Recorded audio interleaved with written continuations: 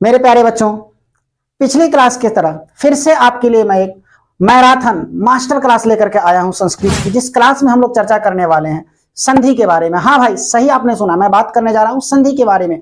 पूर्ण रूप से मैं आपको इसमें शुरू से लेकर के अंत तक संधि पाठ खत्म करके जाऊंगा बच्चों। सारी की सारी संधि की हर एक टॉपिक मैं आपको इस वीडियो के अंतर्गत, इस क्लास के अंतर्गत कवर करने वाला हूं बच्चों। आज हम लोग जानेंगे कि आखिर संधि के यूज क्या होते हैं, कैसे संधि का निर्माण होता है, कैसे संधि को तोड़ करके संधि विच्छेद करते हैं। हर एक चीज बच्चों इसमें हम पढ़ने वाले हैं। और बच्चों, मैं गारंटी लेता हूं, आप चाहे बोर्ड की परीक्षा की तैयारी कर रहे हो, चाहे किसी कंपटीशन की परीक्षा की तैयारी कर रहे हो, एक भी ऐसे प्रश्न नहीं है जिसको आप न बना सकते हैं। इस मास्टर क्लास के बाद बच्चों आप हर एक सवाल को बना करके आओगे, मैं गारंटी देता हूं आप पूरी की पूरी सवाल बना करके बेहतर से बेहतर अंक बच्चों प्राप्त कर सकते हो। बस इस क्लास को शुरू से लेकर के अंत तक देखना। चलिए मेरे प्यारे बच्चों, तो हम चर्चा कर ही लेते हैं अपने चैप्टर की ओर कि हमारी चैप्टर क्या है। जैसा कि आपको मैंने बताया कि हम आज बात करने वाले हैं बच्चों संधि के बारे में, यानी संधि प्रकरण। संस्कृत का एक पाठ है जिसका नाम है संधि प्रकरण। देखिए बच्चों, सबसे पहला जो टॉपिक हमारे पास आता है कि सर ये संधि क्या होता है। ठीक है, सबसे पहला पॉइंट है कि सर ये संधि क्या होता है। तो कहता है दो वर्णों के, अब वर्ण किसे कहते हैं, अगर वर्ण वाला वीडियो आप नहीं देखे हैं, आपको बच्चों ये चैप्टर तब समझ में आएगा जब आपने वर्ण की क्लास की होगी। वो भी बच्चों मेरा वन शॉर्ट वीडियो है, यानी कि एक मास्टर क्लास है। आप जाकर के वर्ण की क्लास को देख लीजिए। चलिए आते हैं, कह रहा है दो वर्णों के मेल से जो विकार उत्पन्न होता है, जब दो वर्ण आपस में मिलते हैं ना, और मिलने पर जो विकार उत्पन्न होता है, उसी उत्पन्न विकार को हम लोग क्या कहते हैं, संधि कहते हैं। दो वर्णों के मेल से जो विकार उत्पन्न होता है उसे संधि कहते हैं। क्लियर है? चलिए आगे बढ़ते हैं। जैसे हमने कहा हिम जोड़ आलय, एग्जाम्पल में हमने कहा हिम जोड़ आलय। देखिए हिम में म वर्ण है और यहाँ पर अ वर्ण है। हालांकि आपको मैं बता दूं बच्चों, अभी मैं स्वर वर्ण और व्यंजन वर्ण पर चर्चा नहीं कर रहा हूं। इसमें स्वर और व्यंजन, यानी कि ये व्यंजन वर्ण है जो कि स्वर की सहायता से बोला जाता है। ठीक है, तो क्लियर है। तो हम जानते हैं कि म के अंदर अ की भी मात्रा होगी। तो मैं आगे आपको बताऊंगा कि कैसे, किसका स्वर संधि का संयोग कैसे होता है और व्यंजन संधि का संयोग कैसे होता है। क्लियर है? तो एग्जाम्पल में हमने देखा हिम जोड़ आलय, यहाँ म मिला किससे, अ से, और बनाया हिमालय। क्लियर है? चलिए आगे बढ़ते हैं। कहता है संधि के भेद, कि संधि के सर कितने भेद होते हैं। ठीक है, तो बच्चों आपको हम बता दें कि संधि के निम्न रूप से तीन भेद होते हैं। मेनली कितने भेद होते हैं? तीन भेद होते हैं। पहला को हम लोग कहते हैं स्वर संधि, सबसे पहले वाले संधि को हम लोग बच्चों स्वर संधि कहते हैं। और दूसरे संधि की अगर हम बात करें तो दूसरे संधि को क्या कहते हैं, दूसरे संधि को क्या कहते हैं बच्चों, दूसरे संधि को कहते हैं व्यंजन संधि। दूसरे को हम लोग कहते हैं व्यंजन संधि। अब हम आते हैं तीसरे संधि को कहा जाता है विसर्ग संधि। तीसरे को विसर्ग संधि। क्लियर है? चलिए, सबसे जो पहला पॉइंट हमारे सामने आया कि सर जी ये स्वर संधि किसको कहते हैं, तो कह रहा है दो स्वर वर्णों के मेल से आपस में, मतलब पहला भी स्वर ही होगा और आखिरी वाला दूसरा भी स्वर ही होगा। दो स्वर वर्णों के मेल से जो विकार उत्पन्न होता है उसे हम लोग स्वर संधि कहते हैं। दो स्वर वर्णों के मेल से जो विकार उत्पन्न होता है उसे बच्चों हम लोग क्या कहते हैं, उसे हम लोग स्वर संधि कहते हैं। क्लियर है? जैसे हमने लिखा यहाँ विद्या जोड़ आलय बनाया विद्यालय। बच्चों हमने लिखा विद्या जोड़ आलय बनाया विद्यालय। मैं इसको ना यहां पर समझा रहा हूं, आशा करते हैं कि आपको दिखाई दे रहा होगा। देखिए हमने कहा, एक मिनट बच्चों, हमने कहा विद्या जोड़ आलय। देखिए यहां पर विद्या जोड़ आलय। मेरे बच्चों देखिए इसको जो है ना, इस विद्या को अगर हम चाहे, विद्या है मतलब द और य संयुक्त है। क्लियर है? ये द या संयुक्त होता है विद्या। अब गौर से देखो ये आखिरी में किसका उच्चारण किया गया है, आखिरी में बच्चों य का उच्चारण हुआ है। आखिरी में किसका उच्चारण हुआ है, य का उच्चारण होता है। और हम जानते हैं कि या की अगर हम बात करें तो इस या में क्या होगा, अ भी होगा, सॉरी आ की मात्रा है। या में क्या है, आ की मात्रा है, मतलब आधा य और पूरा आ। तो यहां पर किसका संयोग हो रहा है, ये वाला आ और आखिरी का आ। देखो दोनों में तो आ ही है, तो दोनों के दोनों तो स्वर वर्ण ही है। और जब स्वर और स्वर का संधि होता है बच्चों तो उसे हम लोग स्वर संधि कहते हैं। क्लियर है? जहां पर दो स्वर वर्ण के मेल से जो विकार उत्पन्न होता है, जब दो स्वर वर्ण मिलते हैं तो उसे हम लोग क्या कहते हैं बच्चों, स्वर संधि कहते हैं। चलिए एक और उदाहरण को हम लोग देखते हैं। दूसरा हमने देखा यहां पर, कह रहा है गण। गण में मैं दूसरा आसान लेता हूं, ऊपर वाला ही लेता हूं। कह रहा है हिम जोड़ आलय। गौर से देखिए फिर यहां पर अब हिम है, हम जानते हैं म जो शब्द है ना, वर्ण है ना, ये म वर्ण, किस किस से मिलकर बना है, तो ये आधा म है और उसमें अ की भी मात्रा होगी, यानी कि इसका अ और इसका आ दोनों मिला तो आ का निर्माण करता है और ये बनाएगा हिमालय। मतलब यहाँ अ है और यहाँ आ है और अ और आ दोनों के दोनों क्या है, स्वर वर्ण है। इसलिए मैंने कहा था बच्चों कि आप पहले ना वर्ण वाला मेरा मास्टर क्लास देख लीजिए, काफी बेहतर क्लास है, वहां भी एक क्लास में पूरी की पूरी वर्ण खत्म कर दी गई है और आशा है कि आज हम संधि भी पूरी की पूरी आपको एक ही क्लास में खत्म करने वाले हैं। चलिए यहां तक आशा करते हैं कि आपको चीजें समझ में आ रही है। चलिए बच्चों अब बढ़ते हैं हम लोग अगले टॉपिक की तरफ। तो बच्चों अगर हम बात करें अगले टॉपिक की, तो अगला टॉपिक हमारा आता है, अब हमने देखा कि स्वर संधि किसे कहते हैं। अब स्वर संधि के बाद बच्चों हम समझते हैं कि ये स्वर संधि जो होते हैं इसके कितने भेद हैं। स्वर संधि के भेद पर हम चर्चा करेंगे कि सर स्वर संधि के भेद कितने होते हैं। देखिए बच्चों स्वर संधि के निम्न रूप से 5 भेद होते हैं। पहला को हम लोग दीर्घ संधि कहते हैं, पहले भेद को हम लोग क्या कहते हैं, दीर्घ संधि। दूसरे को गुण संधि, तीसरे को वृद्धि संधि, चौथे को यन संधि और पांचवें को आयादी संधि। ये 5 भेद होते हैं दीर्घ स्वर संधि के। ठीक है बच्चों, अब हम सबसे पहले भेद पर आते हैं कि सर दीर्घ संधि किसको कहते हैं, यह दीर्घ संधि होता क्या है। ठीक है, कह रहा दो समान स्वर ह्रस्व या दीर्घ, मतलब समझ रहे हो स्वर की बात हो रही है, व्यंजन की नहीं। दो समान स्वर होगा, ठीक है, चाहे अ में आ जोड़े, आ में आ जोड़े, आ में अ जोड़े, अ में ई जोड़े, कोई भी समान स्वर रहे। ठीक है, तो कह रहा है दो समान स्वर, ह्रस्व स्वर हो या दीर्घ स्वर हो, उससे बहस नहीं है, बस स्वर होना चाहिए। दो समान स्वर वर्णों में दीर्घ संधि होती है।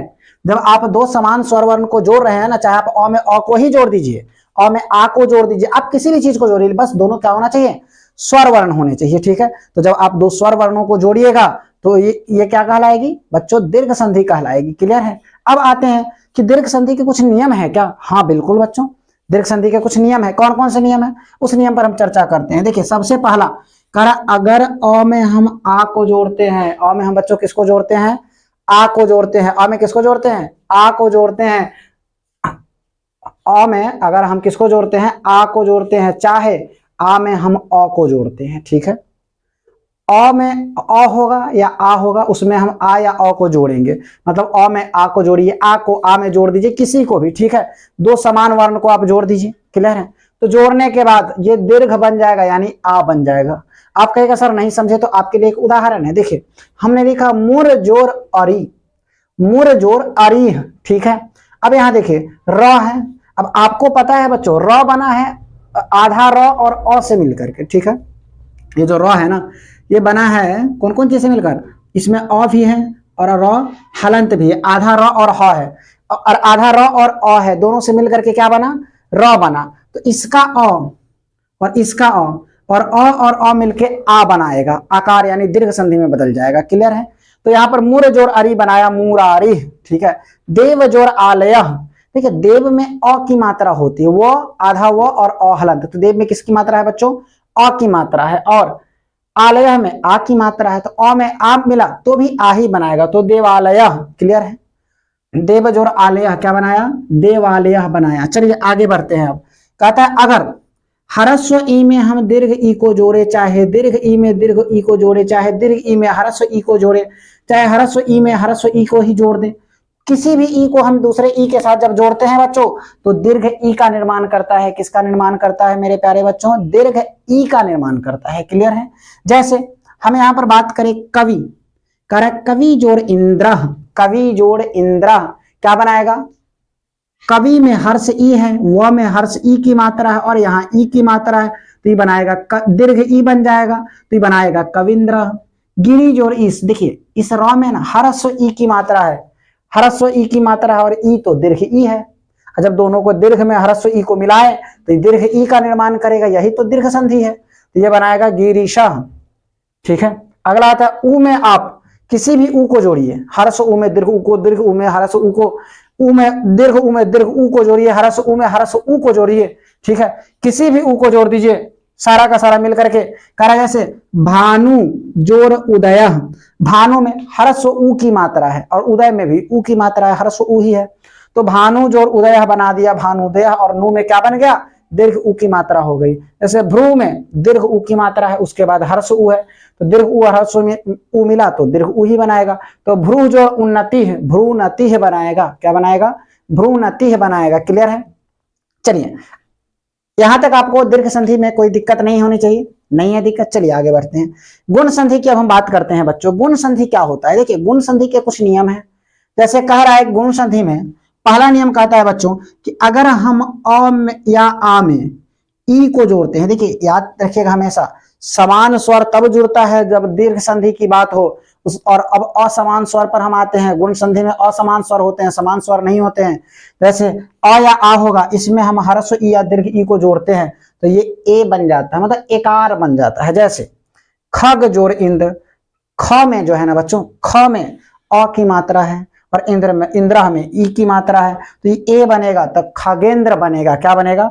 खग जोड़ इंद्र, खगेंद्र बना। क्लियर है? अगला ये कहता अ या आ में ऊ की मात्रा को अगर हम जोड़ते हैं, अ या आ में किसको जोड़ते हैं बच्चों? ऊ को जोड़ते हैं तो क्या बनाएगा? ओ का निर्माण कर देता है। जैसे महाजोर उदय, तो ह में आ था, हा में आ की मात्रा है, उदय का ऊ हुआ, तो आ में जब ऊ को जोड़ते हैं, आ में जब ऊ को जोड़ते हैं तो ओ बनाता है, तो ये महोदय बनाएगा। क्या बनाएगा बच्चों? ये महोदय बनाएगा। क्लियर है? चलिए अगला कहता है अ या आ में अगर हम री को जोड़ते हैं तो ये अर का निर्माण करता है। जैसे देव जोड़ ऋषि, तो ये देवर्षि बनाएगा। देव जोड़ ऋषि बच्चों क्या बनाएगा? देवर्षि बनाएगा। चलिए क्लियर है? आगे की ओर बढ़े। चलिए बच्चों नेक्स्ट अगले टॉपिक की ओर हम अब चलते हैं। चलिए हाँ तो बच्चों अगला जो टॉपिक हमारा आता है, पॉइंट आता है तीसरा में है वृद्धि संधि की। वृद्धि संधि कहते किसको है? देखिए सबसे पहले इसका जो नियम हम देखे, रूल देखे, उस रूल में ये कहता है कि अगर आप अ के साथ ए का संधि कराइए या अ के साथ ए का संधि कराइए, चाहे आ के साथ ए का संधि कराइए, चाहे आ के साथ आप ए का संधि कराइए, ऐसा कराने पर आपको ए ही प्राप्त होगा। मतलब वो संधि होने पर जो विकार उत्पन्न होगा वो क्या है? ए बनेगा। जैसे अद्य, जैसे हमने लिखा अद्य जोड़ एव बनाता है अद्यैव। ठीक है? करा अ के साथ आप ओ को मिलाइए, चाहे आ के साथ आप ओ को मिलाइए, चाहे इसके साथ आप अ को मिलाइए, इसकी जब संधि आप कराते हैं बच्चों तो आपको अ ही बनता है। क्या बनता है? अ ही बनता है। क्लियर है? जैसे महाजोड़ औषधम, तो ये क्या करेगा? आ है, आ के साथ अ का हम संधि करा रहे हैं तो ये अ बनाएगा, मतलब महौषधम बनाएगा। क्या बनाएगा? महौषधम। क्लियर है? चलिए अगले पॉइंट पर आते हैं। चौथा है यन संधि। अगला पॉइंट है हमारा यन संधि। यन संधि की बात करें तो इसके भी अलग अलग रूल दिए गए हैं। सबसे पहला रूल में यन संधि में कहता है बच्चों कि अगर ह्रस्व ई या दीर्घ ई के बाद कोई भी स्वर वर्ण रहे, तो वैसे मैंने लिख दिया यहाँ, ह्रस्व ई या दीर्घ ई के बाद कोई भी स्वर वर्ण रहे तो वह य बन जाता है। क्या बनता है? य हलंत, यानी आधा य बन जाता है। क्लियर है? जैसे कह रहा यदि जोड़ अपी, क्या कह रहा है? यदि जोड़ अपी, तो ये क्या बनाएगा? यद्यपि बनाए। देखो यदि में ना आधा द है और ह्रस्व ई है, और आधा द और ह्रस्व ई, इसका ई मिला और इसका अ मिला, ई और अ मिल करके क्या बनाता है? तो य बनाता है। तो क्या बना दिया? देखिए या द या संयुक्त आधा य बना दिया, आधा य होगा तो आधा य बना दिया। क्लियर है? तो ये बना यद्यपि। अ में अ हो या उ हो, अगर इसका संयोग हम इसके बाद किसी भी स्वर वर्ण को रख करके करते हैं तो यह व हलंत बना देता है और री का र हलंत बन जाता है। जैसे अणु जोड़ एशनम, अन्वेषणम बना। मातृ जोड़ अर्थ, मात्रार्थ, ये भी र बन गया। ठीक है? त जो था ये भी क्या, री जो लगा हुआ था ये र बन गया, तो बना दिया मात्रार्थ। क्लियर है? चलिए आगे बढ़ते हैं अयादि संधि की ओर। अयादि संधि में हमारा कहता है कि ए होगा चाहे ए होगा। ठीक है? पहला रूल कहता है कि ए चाहे ए के बाद अगर कोई भी स्वर वर्ण हो, ए चाहे ए के बाद अगर कोई भी स्वर वर्ण हो बच्चों, तो ये क्या करता है? ए का अय और अय का आय बना देता है। ओ या औ के बाद तो ओ का औ बना देता है और औ का आओ बना देता है। ठीक है? जैसे ने जोर अनम, इसमें ए है, एकार के बाद अनम है, अनम का अ है। ठीक है? तो क्या बनाएगा? कोई भी स्वर वर्ण अगर रहे ए या अ के बाद तो ये बनाता है नयनम, मतलब क्या बना दिया? अय बना दिया। अगला आता है ओ है। अगर जैसे हमने लिखा पो जोड़ इत्र, मतलब यहां पर प में ना ओ की मात्रा है। ठीक है? तो पो जोड़ इत्र में ई है, तो ओकार के बाद अगर ई रहे यानी कोई भी स्वर रहे, ठीक है, ओकार के बाद तो अव या आव का निर्माण करता है। तो यहाँ तो ओ है, अब बनाएगा तो ये पवित्र बनाएगा। क्लियर है? कि कोई दिक्कत यहां तक? आशा करते हैं चीजें आपको समझ में आ रही होगी बच्चों। चलिए आगे बढ़ते हैं। अगला जो पॉइंट हमारा आता है वह है व्यंजन संधि। मतलब इस तरह हमारा स्वर संधि बच्चों क्या हो गया आज, मतलब अब तक समाप्त हो गया। अब हम बात करने वाले हैं व्यंजन संधि की। और देखिए व्यंजन संधि किसको कहते हैं। व्यंजन संधि की बात करें तो कहता है स्वर या व्यंजन के संयोग से जो विकार उत्पन्न होती है, यानी स्वर भी हो सकता है और व्यंजन। उसमें क्या था, केवल स्वर स्वर का संयोग होता था, इसमें बच्चों स्वर के साथ व्यंजन को भी मिलाते हैं। तो स्वर या व्यंजन के संयोग से जो विकार उत्पन्न होता है बच्चों, उसे हम लोग व्यंजन संधि कहते हैं। आप कहिएगा सर कैसे, देखिए जैसे हमने लिखा दिक, तो दिक में ना आधा क है, अजोर अंबर ये व्यंजन वर्ण हुआ और ये स्वर वर्ण हुआ, दोनों को मिला दिए तो पूर्ण रूप से क का निर्माण होता है और क विलुप्त हो जाता है गौ में। तो बनाया दिक जोर अंबर, बना दिया दिगंबर, दिक जोर अंबर बनाया दिगंबर। चलिए आशा करते हैं कि यहां तक बातें आपको समझ में आ रही है। चलिए बच्चों समझ में आ रही है, देखो समझ में आ रही है तो आप कमेंट करके मुझे बताइए कि हाँ सर कोई दिक्कत है, कोई डाउट है तो आप हमसे पूछ सकते हैं, ठीक है। चलिए वेरी गुड, अगले पॉइंट की ओर बढ़ते हैं और कि व्यंजन संधि के कौन कौन से नियम हैं, किन किन नियमों पर हम चर्चा करते हैं। चलिए आगे में आते हैं अगले टॉपिक पर। चलिए मेरे प्यारे बच्चों अगले टॉपिक की ओर चलते हैं। हमने देखा कि व्यंजन वर्ण सॉरी व्यंजन संधि कहते किसको हैं। अब व्यंजन संधि के कुछ नियम हैं, उन नियमों पर हम बारी बारी से चर्चा करते हैं। पहला नियम कहता है कि यदि स्वर वर्ण वर्ग के तीसरा चौथा वर्ण या य र ल व और ह के आगे रहे, ह के आगे रहे, तो पद के अंत वाले क हलंत का, ग हलंत, च हलंत का, ज हलंत, त हलंत का, द हलंत और प हलंत का ब हलंत हो जाता है, यानी पहला बदल जाता है तीसरा में। क्लियर है। जैसे देखिए एग्जाम्पल आपको अच्छे से समझ में आएगा। एग्जाम्पल में कह रहा है जगत जोड़ ईश्वर, जगत का त हलंत जो है ना, यह तो क्या है पहला है, तो पहला बदल गया तीसरा में, तो वर्ग का तीसरा क्या होगा द होगा, तो जगत जोड़ ईश्वर का बन जाएगा जगत, द में बदल गया तो जगदीश्वर बनेगा। और त और इधर इकार है तो हर्ष इकार हो या दीर्घ इकार हो, वो इकार का ही निर्माण करता है, तो ये हो गया जगदीश्वर। क्लियर है। जैसे अच जोड़ अंत, तो च हलंत तीसरा क्या होगा ज होगा, तो अच जोड़ अंत का बनेगा अजंत। क्लियर है। चलिए बच्चों आगे बढ़ते हैं। अगला कहता है रूल नंबर 2 में यदि लकार आगे रहे, आगे क्या रहे बच्चों लकार यानी ल वाला रहे, लकार आगे रहे तो पद के अंत वाले त हलंत और द हलंत के स्थान में, त हलंत और द हलंत के स्थान में ल हलंत हो जाते हैं। कैसे, देखिए तद के आगे लकार है ना, ल है ना, तो ये ल हलंत बन जाएगा। ई वाला जो है ना द जो है ये भी ल बन जाएगा आधा ल, ल हलंत का मतलब हुआ आधा ल, तो ये हो जाएगा त आधा ल पूरा ली और न, तो ये बन गया तल्लीन। उत जोड़ लेख ये बन जाएगा आधा ल, तो उ जोड़ ल संयुक्त एकार, तो उल्लेख उल्लेख। ठीक है। तद जोड़ लीना बना तलीना, उत जोड़ लेखा बनाया उल्लेखा। क्लियर है बच्चों। चलिए आगे बढ़ते हैं। आगे कहता है रूल नंबर 3, देखिए इसका तीसरे रूल में कहता है कि अगर त हलंत या द हलंत दोनों में से कोई एक होगा, त हलंत या द हलंत के बाद च हलंत या छ हलंत रहे, च हलंत या क्या रहे बच्चों छ हलंत रहे। देखिए कहने का ये मतलब है कि पहला वाला जो शब्द है ना वो खत्म होगा त हलंत या द हलंत से, और दूसरा वाला शब्द शुरू होगा सॉरी दूसरा पद शुरू होगा च हलंत या छ हलंत से। तो कह रहा है बच्चों कि ये जो क्या बना देगा, ये जो द या त हलंत है ये बदल करके हो जाएगा च हलंत। जैसे उत ये त है ना, और त के बाद चारणम, चारणम में च हलंत है। ठीक है।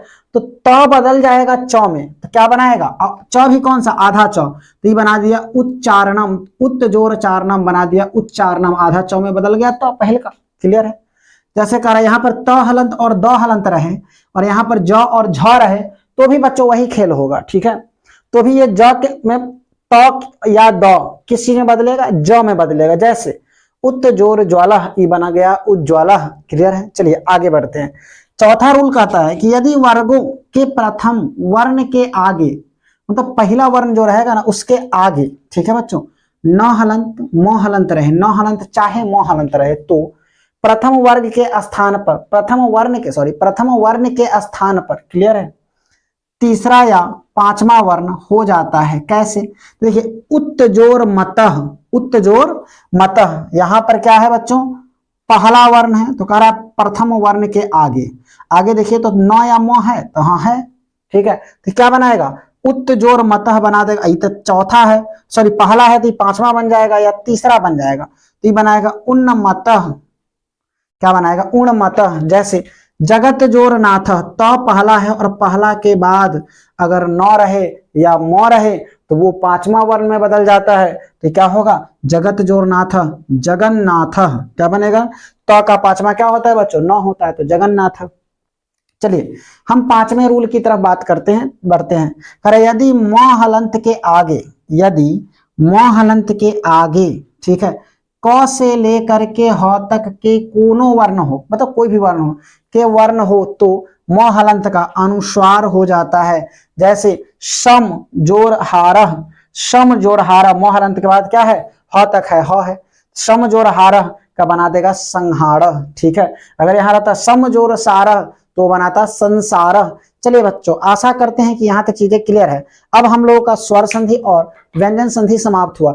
अब हम बात करने वाले हैं विसर्ग संधि के ऊपर। क्लियर है बच्चों? चलिए, अगर इसी किसी को स्क्रीनशॉट लेना है तो फटाक से इसका स्क्रीनशॉट ले लीजिए, जल्दी बच्चों।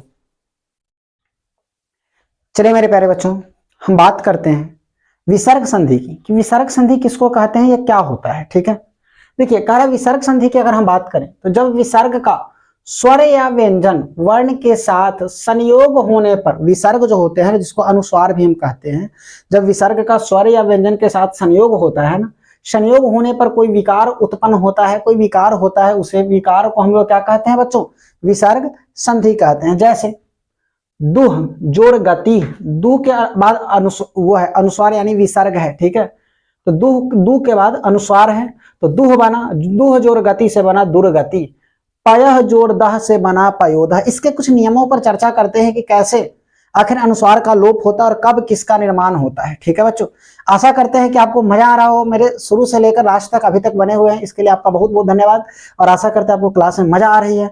चलिए बच्चों आगे बढ़ते हैं। कह रहा है रूल नंबर 1, ठीक है, रूल नंबर 1 में कहता है बच्चों कि अगर अनुस्वार के बाद, ध्यान दीजिएगा, अनुस्वार कहा जाता है, सॉरी, विसर्ग के बाद अगर च हलंत या छ हलंत रहे, मतलब पूर्व पद में ना खत्म विसर्ग से हुआ है, उसके बाद च हलंत या छ हलंत रहे, तो बच्चों क्या बन जाएगा, तालव्य श हलंत बन जाएगा। जैसे पूर्णः जोड़ चंद्रः बना दिया पूर्णश्चंद्रः। ठीक है, क्लियर है। अगला आता है अगर विसर्ग के बाद त हलंत या थ हलंत रहे तो दंत श हलंत बन जाएगा। जैसे दुह जोड़ तरह, ये बना दिया दुष्तरह। क्लियर। चलिए आगे बढ़ते हैं। रूल नंबर 2 में कहता है अगर अह के बाद, यानी कोई वर्ड है ना, कोई वर्ण है ना, शब्द जो है, कोई पद जो है वो खत्म हो रहा है किससे, अ के बाद अगर अनुस्वार है, अगर अ की मात्रा है उसके बाद अनुस्वार है। ठीक है, तो कह रहा है और इसके बाद तीसरा चौथा या पांचवा वर्ण, किसी भी वर्ग के तीसरा चौथा या पांचवा वर्ण है, या चाहे अ य र ल व ह, इन सब में से कोई भी है। ठीक है, तो ओ बन जाता है, तो आकार सहित पूरा का पूरा क्या बन जाता है बच्चों, ओ बन जाता है। ठीक है, जैसे मनः जोर रथः, मनः न है, ठीक है, पांचवा वर्ग है, वर्ग का पांचवा वर्ण है, तो मनः जोर रथः का बना देगा मनोरथः। क्लियर। चलिए इसके तरह, इसी तरह और भी और उदाहरण आप लेकर के देख सकते हैं बच्चों, अन्य एग्जाम्पलों के साथ। हम समझाने के लिए 1-2 एग्जाम्पल लिए हैं। चलिए तीसरा रूल नंबर 3 में हम बात करें, यदि र हलंत से उत्पन्न विसर्ग के आगे र हलंत लगे, र हलंत से उत्पन्न विसर्ग के आगे र हलंत रहे तो विसर्ग का लोप ही, विसर्ग गायब हो जाएगा। ठीक है, और विसर्ग के पूर्व स्वर का दीर्घ हो जाता है। जैसे हमने कहा निह जोर रोगह, ठीक है, तो यहाँ पर विसर्ग गायब हो जाएगा। ठीक है, और ये दीर्घ इकार, दीर्घ स्वर हो जाएगा, मतलब दीर्घिकार, ई है तो ई हर्ष, इकार है तो दीर्घ इकार हो जाएगा, तो क्या बना देगा निरोगह, निह जोर रसह बनाएगा नीरसह। ठीक है, तो बच्चों यहां पर हमारी क्लास जो है ना समाप्त होती है। ठीक है, तो मेरे प्यारे बच्चों ये चैप्टर संधि भी हमारा क्या हो गया, समाप्त हो गया। चलिए अब बच्चों मैं आपको पहले भी कहा था मैंने कि देखिए केवल संस्कृत पढ़ने से काम नहीं चलेगा बच्चों, आपको संस्कृत के साथ प्रत्येक विषय की तैयारी करनी जरूरी है, हर एक विषय की तैयारी होनी चाहिए। तो बच्चों इसी तैयारी को बेहतर बनाने के लिए हमने आपके लिए एक सबसे बेहतर मास्टर प्लान लॉन्च किया है, मतलब मास्टर क्लास इंग्लिश का भी हमने आपके लिए लॉन्च कर दिया है। बच्चों सामने जो आपको प्ले लिस्ट दिख रहा है उस पर अभी क्लिक करिए और इंग्लिश की क्लास में हमसे आकर के मिलिए। और हाँ बच्चों, मैंने क्लास में भी एक बार जिक्र किया था कि जिन बच्चों ने अब तक वर्ण का क्लास नहीं किया है वो बच्चे पहले वर्ण की क्लास ज्वाइन कर लें। क्यों? क्योंकि बच्चों जब तक आप वर्ण नहीं पढ़ लीजिएगा तब तक आपको आगे की क्लासेज समझ में नहीं आएगी। यानी कि सबसे महत्वपूर्ण वो चैप्टर है वर्ण, तो उसको तो कोई मिस नहीं करना बच्चों। सारे के सारे बच्चे वर्ण पर जाओ और क्लास जल्दी से जल्दी ज्वाइन कर लो वर्ण की। चलिए बच्चों, मिलते हैं आगे की क्लास में। धन्यवाद।